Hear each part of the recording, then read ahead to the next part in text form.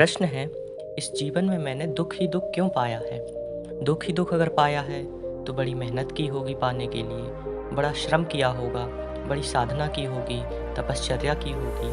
अगर दुख ही दुख पाया है तो बड़ी कुशलता अर्जित की होगी। दुख कुछ ऐसे नहीं मिलता, मुफ्त नहीं मिलता।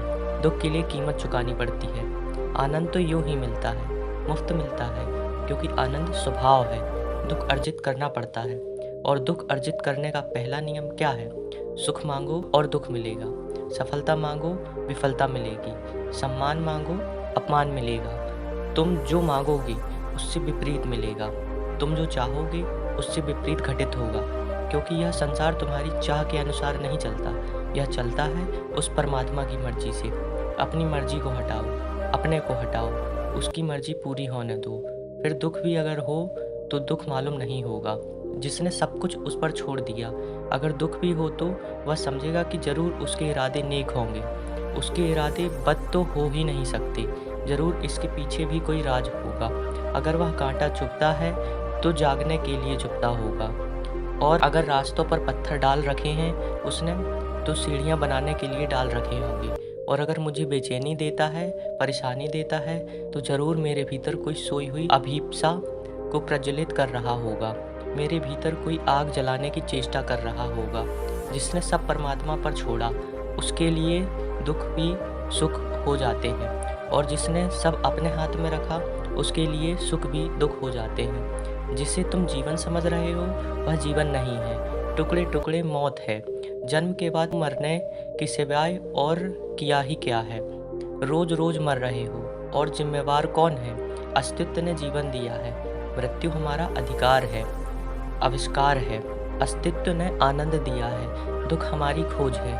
प्रत्येक बच्चा आनंद लेकर पैदा होता है, और बहुत कम बूढ़े हैं जो आनंद लेकर विदा होते हैं। जो विदा होते हैं उन्हीं को हम बुद्ध कहते हैं। सभी यहाँ आनंद लेकर जन्मते हैं, आश्चर्य विमुक्त आंखें खोलकर जन्मते हैं, आह्लाद से भरा हुआ हृदय लेकर जन्मते हैं। हर बच्चे की आंख में झांक कर देखो, नहीं दिखती तुम्हें निर्मल गहराई, और हर बच्चे के चेहरे पर देखो, नहीं दिखती तुम्हें आनंद का आलोक। और फिर क्या हो जाता है? क्या हो जाता है?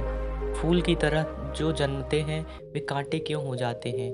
जरूर कहीं हमारे जीवन की पूरी शिक्षण की व्यवस्था भ्रांत है, हमारा पूरा संस्कार गलत है, हमारा पूरा समाज रुग्ण है। हमें गलत सिखाया जा रहा है, हमें सुख पाने के लिए दौड़ सिखाई जा रही है। दौड़ो, ज़्यादा धन होगा तो ज़्यादा सुख होगा, ज़्यादा बड़ा पद होगा तो ज़्यादा सुख होगा। गलत हैं ये बातें। न धन से सुख होता है, न पद से सुख होता है। और मैं यह नहीं कह रहा हूँ कि धन छोड़ो या पद छोड़ो, मैं इतना ही कह रहा हूँ, इनसे सुख का कोई नाता नहीं। सुख तो होता है भीतर डुबकी मारने से।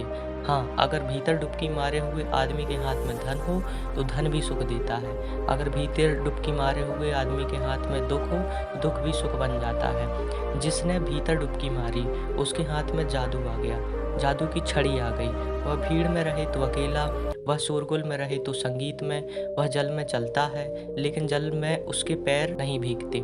यह मैं नहीं कह सकता कि ये दुख अगर मिल रहे हैं पिछले जन्मों के हैं। पिछले जन्मों के दुख पिछले जन्मों में मिल गए होंगे। परमात्मा उधारी में भरोसा नहीं करता। अभी आग में हाथ डालोगे अभी जलेगा, अगले जन्म में नहीं। और अभी किसी को दुख दोगे तो अभी दुख पाओगे, अगले जन्म में नहीं। यह अगले जन्म की तरकीब बड़ी चालबाज इजाद है, बड़ा षड्यंत्र है, बड़ा धोखा है। अगर अभी प्रेम करोगे तो अभी सुख बरसेगा, और अभी क्रोध करोगे तो अभी दुख बरसेगा। सच तो यह है, क्रोध करने के पहले ही आदमी क्रोध से भस्मीभूत हो जाता है। दूसरे को जलाओ उसके पहले खुद जलना पड़ता है, दूसरे को दुख दो और उसके पहले खुद को दुख देना पड़ता है। ये पिछले जन्मों के दुख नहीं है, अभी जो कर रहे हो उसी का परिणाम है। पहले तो मेरी बात सुनकर चोट लगेगी क्योंकि सांत्वना नहीं मिलेगी, लेकिन अगर मेरी बात समझोगे तो छुटकारे का उपाय भी है, तो खुशी भी होगी। अगर इसी जन्म की बात है तो कुछ किया जा सकता है। यही मैं कह रहा हूँ कि अभी भी कुछ किया जा सकता है। सुख छोड़ो, सुख की आकांक्षा छोड़ो। सुख की आकांक्षा का अर्थ है बाहर से कुछ मिलेगा तो सुख, बाहर से कभी सुख नहीं मिलता। सुख की सारी आकांक्षा को ध्यान की आकांक्षा में रूपांतरित करो। सुख नहीं चाहिए, आनंद चाहिए, और आनंद भीतर है। तो भीतर जितना समय मिल जाए उतना भीतर डुबकी मारो। जब मिल जाए दिन रात काम धाम से बचकर, जब सुविधा मिल जाए, पति दफ्तर चले जाएं, बच्चे स्कूल चले जाएं, तो घड़ी दो घड़ी के लिए द्वार दरवाजे बंद करके, घर के ही नहीं इंद्रियों के भी द्वार दरवाजे बंद करके भीतर डूब जाओ और धीरे धीरे सुख के फूल खिलने शुरू हो जाएंगे, महासुख के। और वे ऐसे फूल हैं जो खिलते हैं तो फिर मुरझाते नहीं। धन्यवाद दोस्तों, कल मिलते हैं फिर किसी ऐसी ही मोटिवेशनल और आध्यात्मिक स्टोरी के साथ।